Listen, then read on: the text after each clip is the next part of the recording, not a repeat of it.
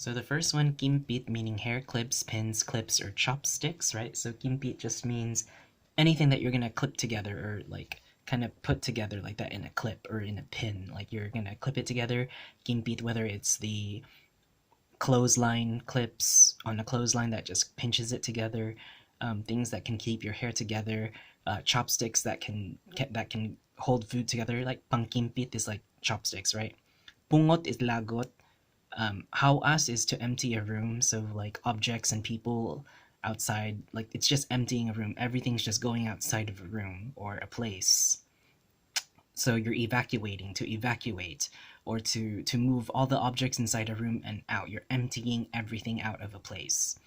Now, kugi, we know this from a similar word, kugihan, which means hardworking, but kugi, the root word, is the effort in doing something.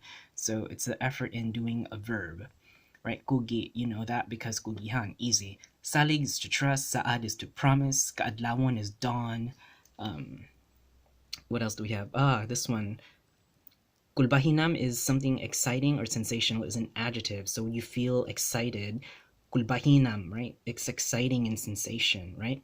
Silaw is the sun's rays or the beams that can blind you, that strong sun rays that just shine on the earth.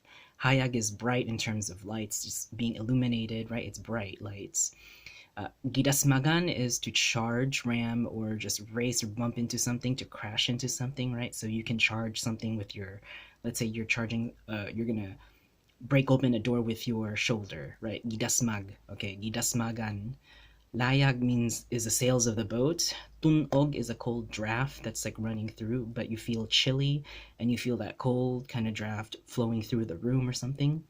Unus, right? Unus are the gusts of wind storms, right? So in the windstorm, in the bagyo, the heavy winds it's what's called the unus, right? The hangin, but it's no longer just hangin; it's just unus because it's heavy winds now, gusts of winds.